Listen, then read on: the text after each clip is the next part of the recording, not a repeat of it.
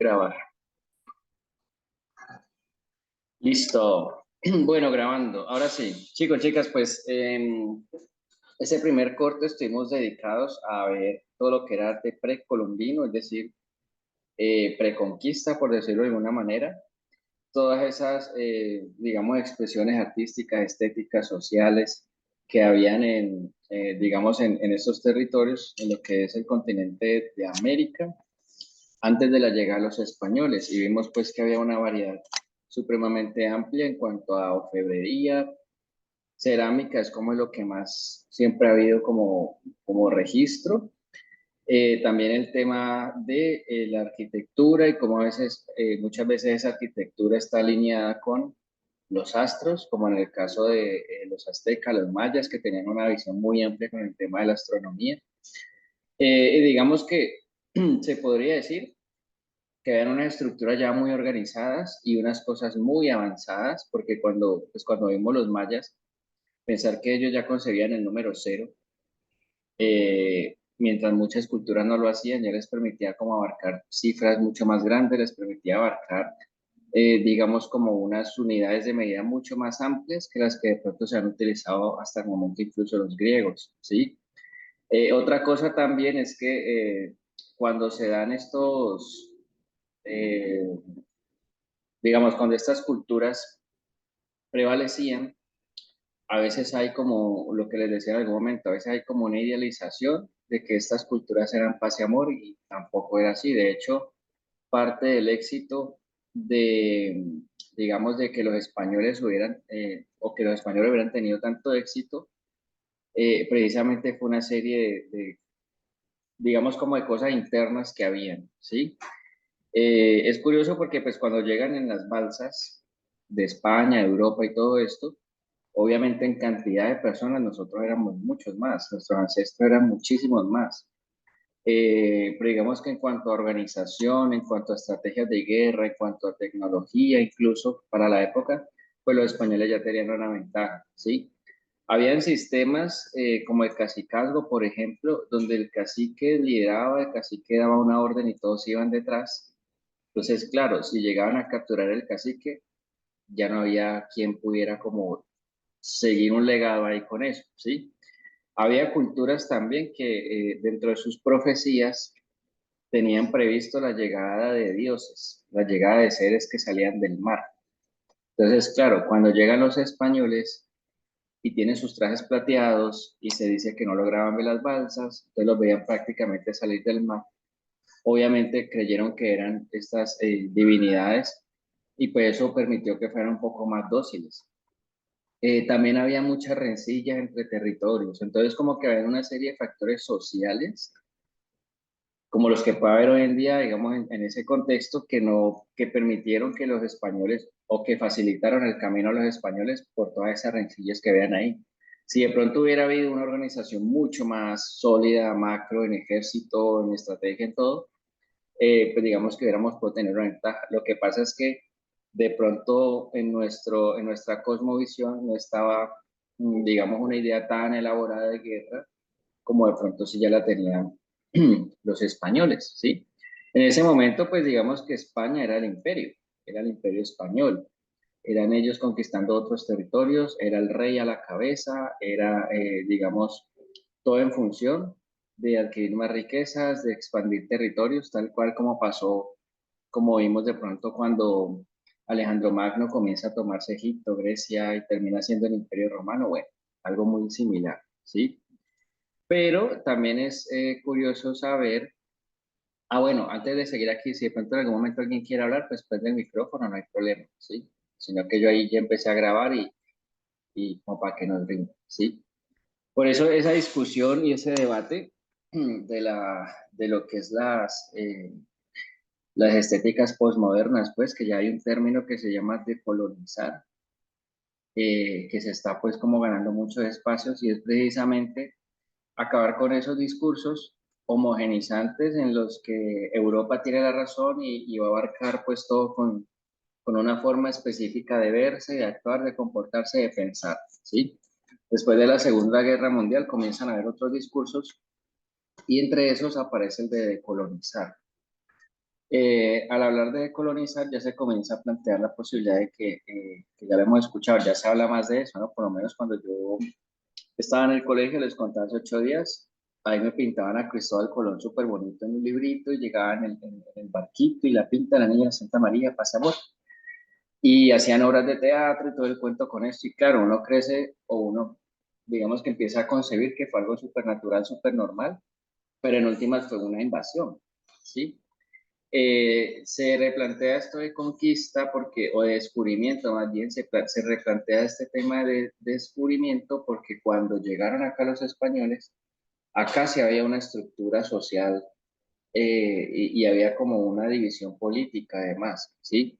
Este mapita, esta imagen que está ahí es como para que vean eso. Por ejemplo, las culturas incas le decían a todo ese territorio, le llamaban Tahuantinsuyo, que es el que está ahí. Lo que es Panamá y Colombia se conocía como Abya Yala. Abya Yala era como ese territorio que comprendía esa zona.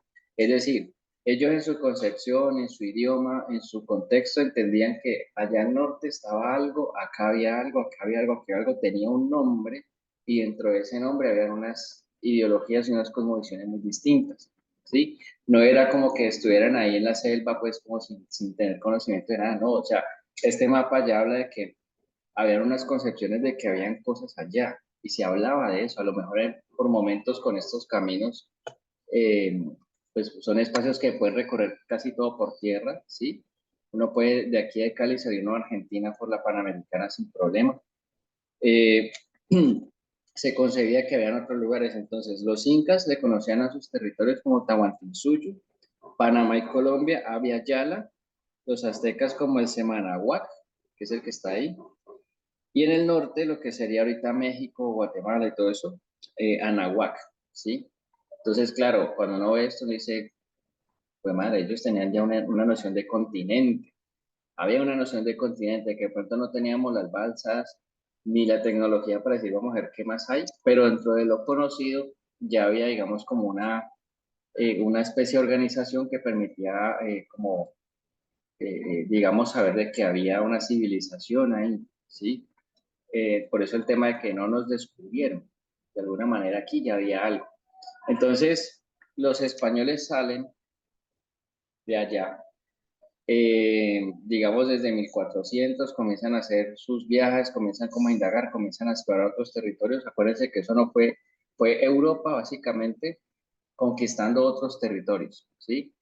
A nuestros territorios llegó España, la corona española, el imperio español, pero recuerde que por lo menos a Brasil llegó Portugal, ¿sí? Por eso ellos tienen ese idioma. Portugal llega a Brasil. Cuando hablamos, por ejemplo, Norteamérica, que igual es el continente americano, llegan los ingleses, ¿sí? Pero obviamente todos son de Europa, los ingleses de Londres, los portugueses de Portugal, en fin, Europa pegando para todas partes, en Australia también. Es decir, Europa comienza a adueñarse del mundo prácticamente, ¿sí? Ese imperio comienza a ver más allá y a apropiarse de otros espacios. Entonces, ese proceso fue también de tiempo, no fue como a veces lo mostraron en los libros, que llegaron el otro día todo el mundo estaba chévere siendo criollo, no. Por ejemplo, el periodo de conquista eh, se dice que va de 1499, es decir, 1500 a 1550, ¿sí?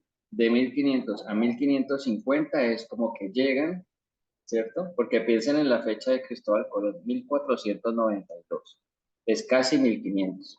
Es decir, que llegan, se instauran de 1500 a 1550, se le conoce como la fase de conquista. En pocas palabras, la matazón. En pocas palabras, esos 51 años fueron de apropiarse de más espacios, obviamente doblegar a más personas, muchos asesinatos, muchas muertes, mucho derramamiento de sangre, la imposición de una cultura, la imposición de una creencia, la imposición de unas tradiciones que aquí obviamente por obvias razones éramos ajenos a todo eso, ¿sí? Entonces, ese periodo de 1500 a 1550 se reconoce como conquista, básicamente, ¿sí? De 1550 a 1810 estamos hablando de todo ese periodo colonial, que es lo que abarcaremos hoy, que viene que es un periodo supremamente largo y que en Europa coincide con varios movimientos artísticos que vimos en Historia del Arte uno y que aquí vamos a ver eso cómo nos llegaba también, porque de alguna manera llegaba. En barco súper lento, pero llegaba, ¿sí? Eh, digamos que cuando llegaron acá los españoles, pues había una ideología económica extractivista, es decir, era venir a sembrar maíz, sembrar yuca, que eran como los principales alimentos, y obviamente extraer minerales, y entre esos, pues obviamente el oro. Ustedes saben que el oro fue como el pues básicamente lo que los hizo amañarse también acá, descubrir y descubrir y descubrir esa cantidad exorbitante de oro que hay en Latinoamérica, específicamente en Colombia también, en Perú, y con esos fines económicos, pues de riqueza, de generar muchísimo más a partir de ahí. Entonces había extracción de oro, plata, era una cultura supremamente extractivista, no muy diferente a lo que pasa ahora, ¿sí? Es como que vamos a ese lugar y vamos a apropiarnos de esos recursos. Eso sigue pasando hoy en día, pero digamos que ya hay unas dinámicas, digamos, como de diplomacia y toda la cosa, pero por lo menos aquí han venido multinacionales canadienses a llevarse agua de los manantiales y no le dicen nada, ¿sí? Como que no es una cosa nueva, solo que en esa época pues era como más impuesto. En ese periodo de conquista, eh, digamos que la masacre, porque no hay otra palabra, ¿sí? Pues una masacre es cuando alguien armado ataca a personas indefensas. Eso es la definición de masacre, ¿sí? Y son varias, no solo una, si fuera una de asesinato. Si son más de dos, tres personas que matan y que están indefensas, es una masacre. Básicamente fue una masacre, ¿sí? En teoría fue una masacre de pueblos indígenas. Resulta que era tanta la cantidad de muertos, hay quienes dicen en estudios que el holocausto nazi no fue nada comparado con lo que pasó acá en ese tiempo, ¿sí? De hecho, si yo miro el holocausto nazi, duró poco tiempo, ¿sí? No duró más de 30 años, 50 años en relación a todo lo que duró el tema de la conquista. Entonces, digamos que no era solamente en el caso de los nazis, pues separar a alguien por una creencia, por una idea de superioridad, sino imponer, asesinar, violar, juzgar, condenar a personas que no tenían nada que ver con su ideología cristiana, ¿sí? Entonces, fue tanta la matanza de los pueblos indígenas que ya se estaban quedando básicamente sin mano de obra, porque pues si yo tengo a mi pueblo o a unas personas sometidas, pues las pongo que trabajen para mí y a cambio les daré, no sé, comida, algo. Se estaban quedando sin esa mano de obra. Y es allí cuando comienzan a traer de África esclavos, ¿sí? Empieza la esclavitud también a entrar en furor, porque precisamente los españoles están llegando a todas partes y se están quedando sin la mano de obra, básicamente para que les ayude a ellos a construir, a hacer, digamos, todo eso. Y se establece un orden social, pues que es bastante fuerte. Esto ya es más adelante en la colonia. Empiezan a traer, digamos, a población afro como esclavos, eh, y en ese proceso de que se van consolidando ciudades, que se van consolidando como espacios donde los españoles ya comienzan como a traerse a su gente, a generar sus políticas y sus virreinatos y todas sus cosas, empieza a haber ese proceso de mestizaje, ¿sí? En ese proceso de mestizaje había como una especie de organización social, y esa organización social estaba así en esta pirámide, ¿sí? Arriba en el top, los españoles, siguen los criollos, es como la mezcla de español con personas de acá, mestizos, mulatos ambos, que ya empiezan, digamos, también la población indígena, la población afro también a hacer cruces, ¿sí? Digamos, las poblaciones indígenas nativas y la población afro, ¿sí? Que eran como los que estaban en la base porque básicamente eran la esclavitud, ¿sí?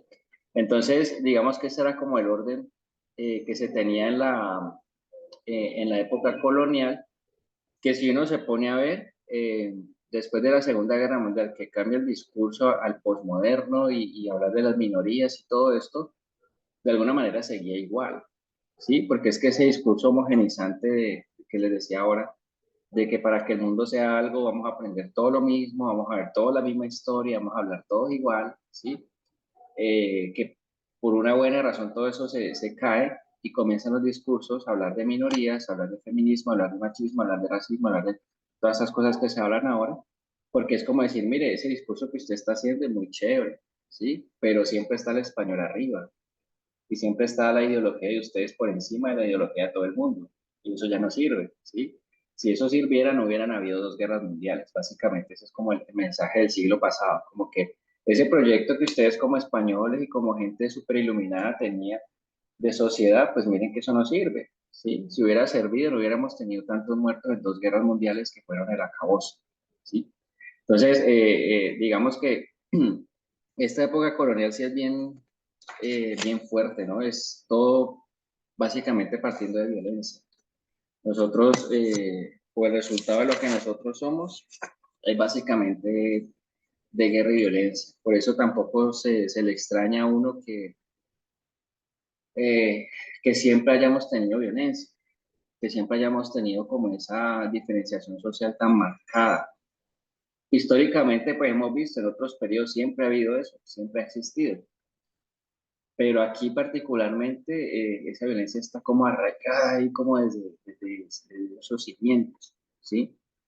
Es muy curioso pues porque culturalmente eso se ve y no necesariamente nos estamos matando, pero por ejemplo, si a alguien le empieza a ir bien, el murmuro, ¿no? Ah, mínimo está con un trajeto, mínimo no sé qué, mínimo tal cosa. Eso hace parte de esa violencia y eso hace parte de esas jerarquías, estratificaciones sociales, raciales, lo que sea que se hacen absurdas.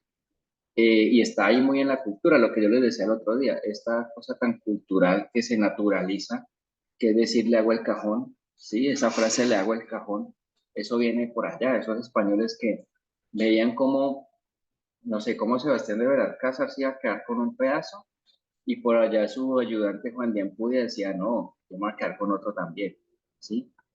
Voy a ver cómo le doy en la cabeza, literal, cómo le doy en la cabeza para yo quedarme también con lo de él, ¿sí? En esa carrera ambiciosa por ver quién quedaba figurando en la historia y por ver quién quedaba, digamos, como protagonista de algo. Porque igual, si yo lograra quedarme con un espacio, establecer un territorio ahí, ponerle un nombre, pues básicamente yo era como el, así como el dueño de la ciudad, ¿no? Como el gobernador, como la persona que está en el top en alguna unidad, ¿sí?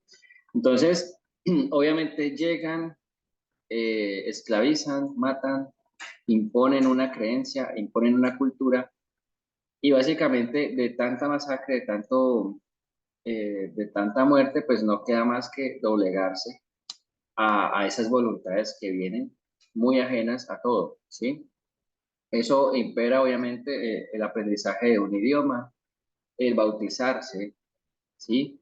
Eso del bautizo pues tampoco era nuevo, si uno se pone a ver las épocas de cruzadas, eh, las épocas de la Edad Media donde salían a evangelizar, era prácticamente en muchas ocasiones algo similar. O usted cree lo que creemos nosotros o país. Básicamente ese era el mensaje, ¿sí? Entonces era imponer una religión, una creencia, también desde el miedo, que era algo de lo que pasaba en el oscurantismo, es decir, si no crees te vas a morir o vas a ir al infierno, ¿sí? O Dios te va a castigar, o todas esas cosas pues que a veces generan miedo desde lo religioso. Y eso obviamente conlleva a que ese sistema de vida cambie y se comiencen a instaurar esas primeras poblaciones. Popayán, por ejemplo, era una ciudad muy importante que en algún momento, digamos que Popayán pudo haber sido considerada como la capital de Colombia, ¿sí?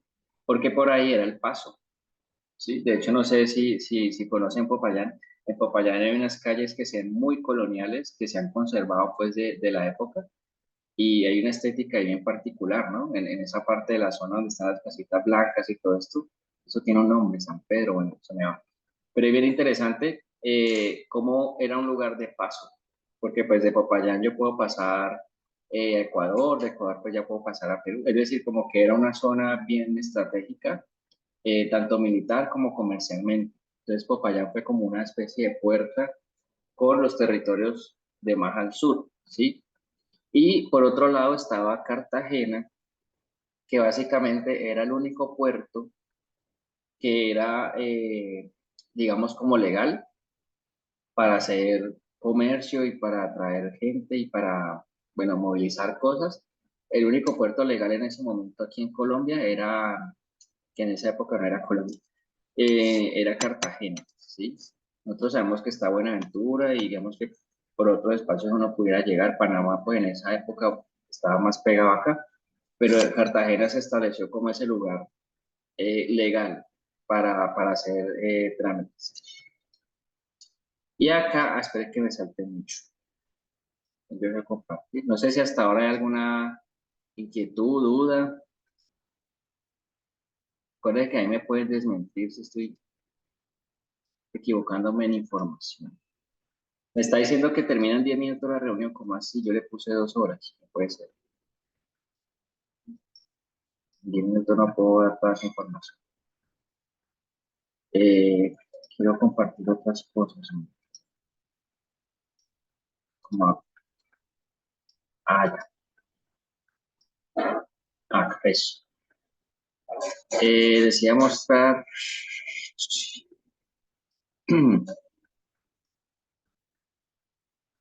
Eso. Pues no sé si de pronto he tenido la oportunidad de conocer. eh, ay,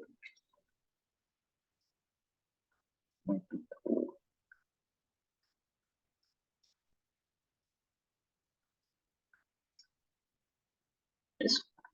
La oportunidad de conocer Cartagena. Resulta que Cartagena, como termina siendo el puerto principal, pues también se presta, obviamente, me imagino que había contrabando, siempre ha habido contrabando, y había cosas que no se pueden regular del todo. Y más en esa época, pues que eran sistemas un poco más precarios a los que pues, uno pudiera encontrar hoy. Sin embargo, hay contrabando y cosas ilegales y qué tal. Resulta que en Cartagena estaban como confiados de alguna manera y ellos tuvieron un ataque de un pirata que era de nombre Drake, ¿sí? Este pirata Drake, pues básicamente puso en jaque la ciudad y eso llevó a pensar como que, bueno, ustedes saben que los piratas pues a veces los caricaturizan, pero en efecto sí eran pues personas dedicadas a saquear, a sabotear, a llegar a lugares, llevarse cosas y salen. Y aquí en Colombia pasó este pirata Drake. eh, y Cartagena empezó a replantearse esa posibilidad. Pues los que estaban en ese momento en conquistando Cartagena, como que bueno, hay que hacer algo porque eso no puede volver a pasar. Estamos como sujetos a ataques. Y se construye el castillo de San Felipe. Ahorita el castillo de San Felipe pues es algo turístico. Cuando uno va, pues uno puede recorrer. De hecho, es una sensación loquísima pasar por esos pasillos, ¿sí? Se siente como pesado a veces. Eh, y hay unos cañones, y hay una cantidad de cosas que tenían ahí de una manera muy estratégica. Es decir, uno se hace allá arriba y uno ve que si llegan embarcaciones o cosas, si hay una posibilidad de defenderse. Es bien curioso, ¿sí? Y obviamente pues está toda la historia del Castillo de San Felipe por allá arriba. Es bien interesante.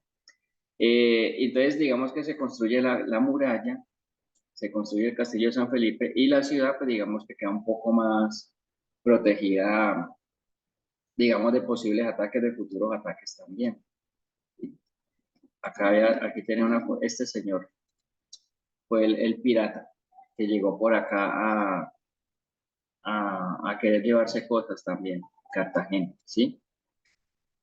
Y esta es otra vista del castillo de San Felipe, aquí está. Entonces, digamos que Cartagena pues termina siendo el puerto principal, pero pues obviamente más adentro en el territorio se comienzan a gestar lo que ahorita conocemos como pueblos, ¿no? Como estas zonas donde se comienzan a instaurar alcaldías, este sistema político, se comienza a manejar una economía, ¿sí? Ya una moneda como tal. Y todo estaba regulado, absolutamente todo estaba regulado por el reinado, por la monarquía, ¿sí? La corona no se le escapaba nada. A la corona no se le escapaba ningún movimiento, ninguna transacción, ninguna mercancía, todo estaba supremamente controlado dentro de lo que se podía, pues, en el contexto, en la época, por la corona, ¿sí? Todo lo que se extraía, todo se pesaba, todo se llevaba en reportes, y obviamente todo llegaba a Europa, ¿sí? Y en los adentros, pues, se comenzaron a instaurar estos territorios y comenzaron a tener, ahí ya nos metemos más por la parte de nosotros que la plástica, ahí ya se comienzan a generar unas estéticas bien particulares, que era lo que hablábamos el otro día. Hay un nombre de un señor que se me va, pero yo por eso apunto todo, porque sé con tanta cosa que uno ve. Ya, se comienza a instaurar una estética que es propuesta por un señor que se llama Pedrarías Dávila, o se le conocía como Pedrarías Dávila. Este señor lo que hace es plantearse la posibilidad de un espacio donde las calles se entrecruzan, ¿sí? Para tener acceso. Y como centro está, digamos, una plaza, un parque. Cuando uno va a los pueblos, lo que hablábamos el otro día, está ese legado de Pedrarías Dávila, porque uno ve siempre, está la plaza, está la iglesia, está la alcaldía o está algo que tenga que ver con el poder y ahí ya las calles se empiezan como a repartir hacia lo que son las viviendas, las casas, ¿sí? Es bien particular y viene de ahí. Todos comienzan como a emular este diseño o esta distribución pues del espacio y pues hoy en día la podemos ver todavía. Eh, Hay muchas ciudades en el mundo que se conciben antes de construirse, ¿sí? De pronto no es el caso de Colombia, aquí como que son muchos pueblos que se van regando como lo que pasó en Bogotá o como lo que está pasando ahora con Cali, ¿sí? Cuando uno mira Cali, Cali cada vez está más pegado a Jamundí, cada vez hay más proyectos de vivienda que lo unen a Jamundí. Entonces me imagino que en algún momento eso terminará siendo parte, como distrito o no sé, como lo que pasó en Bogotá.